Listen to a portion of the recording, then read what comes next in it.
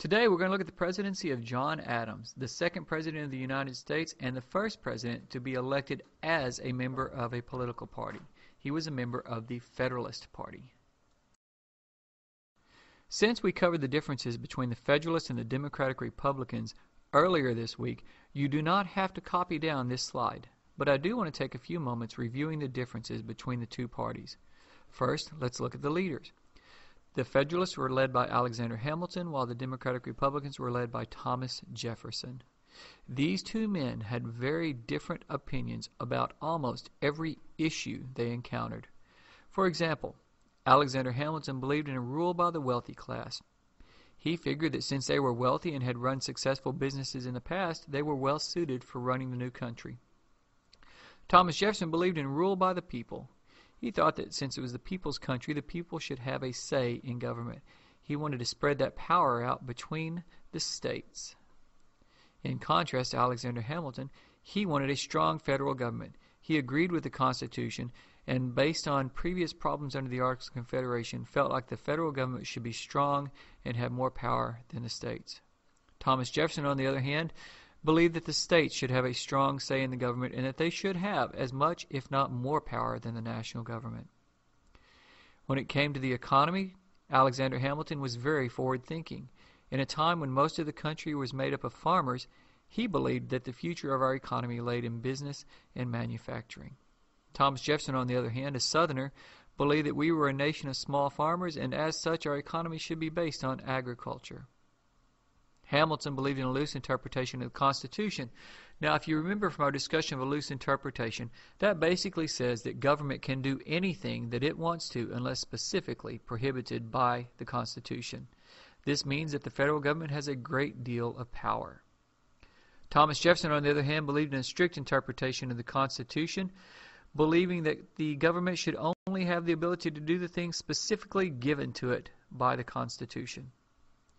Alexander Hamilton believed that since we had descended from Great Britain and they had done a great deal to ensure our survival, we should remain loyal to the British as allies. Thinking pretty much just like any family, we have our fights, we have our disagreements, but at the end of the day, we're still family. Thomas Jefferson, on the other hand, he said, hey, look at this whole thing going on. It was the French who helped us win our independence. It was the French who stood against us when we struggled with the British. And it is the French that should be our main allies now that we embark on our journey as a new country. Alexander Hamilton said, we need a strong national bank to organize the country's economy and to ensure the strength and the control of the national government. Thomas Jefferson, as part of his idea that the states should share the power, believed that the money of the country should be spread out through a series of state banks. And finally, Alexander Hamilton wanted to push for the establishment of protective tariffs, both to encourage the growth of new industry in our country and also to increase the amount of money being collected in taxes. Thomas Jefferson, the Southerner, wanted free trade. He believed that we should be able to buy products for whatever cost we wanted to pay without having to pay high taxes, as from the Southern point of view, these benefited primarily the Northern businessmen and industrialists. These differences of opinions made things extremely interesting when John Adams was elected the first president and his vice president was Thomas Jefferson, a Democratic Republican. It soon became apparent that this was one thing that the Founding Fathers had not anticipated. This was fixed by the 12th Amendment, which made sure that we would no longer have a president from one party and a vice president from another. Their differences of opinion often led to conflicts over foreign policy, domestic policies, and essentially every single issue.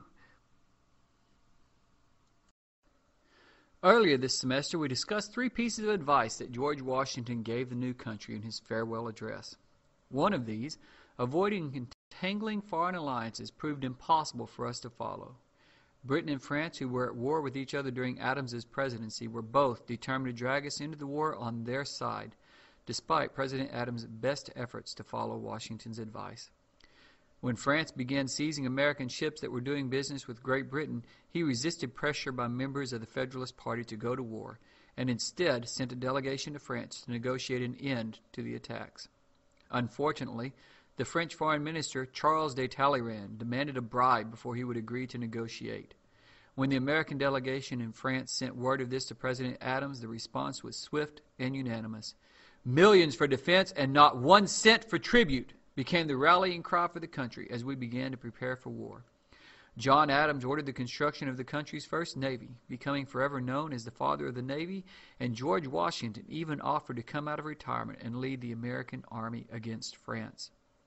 Fortunately for everyone, cooler heads prevailed as Adams sent yet another delegation to France.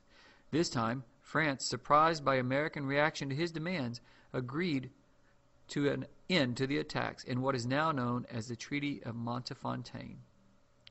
Shortly afterwards, Jay's Treaty was signed with Great Britain, which put an end to British attacks on American ships that were traveling to France as well. Unfortunately for Adams, his political problems were not just limited to international events. Back home, Americans became increasingly concerned about the thousands of new people flocking to the country from around the world. Many were uncertain whether or not these new citizens would remain loyal to the United States if war began. The Federalist-controlled Congress responded to these fears by passing a series of laws known as the Alien and Sedition Acts in 1798. And, well, if these new laws helped solidify their party's control of the country, that was just an added bonus. The Alien Acts allowed the president to imprison or deport aliens, another term for immigrants that he considered dangerous to the country. The Sedition Acts, on the other hand, made it illegal to speak, write, or publish false, scandalous, and malicious criticisms of the government. Many people across the country saw this as a direct attack on their First Amendment rights to freedom of speech and freedom of press. Interestingly enough, the only people who were jailed under the Sedition Act were members of the press who just happened to be members of the opposing Democratic-Republican Party.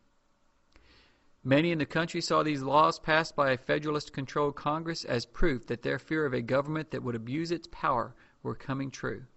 In response, Virginia and Kentucky passed a series of resolutions claiming that the Alien and Sedition Acts were unconstitutional and as a result could not be put into action. These resolutions also affirmed the concept of states' rights, or the idea that the states could, if necessary, limit the power of the federal government to those powers expressly given to them by the Constitution.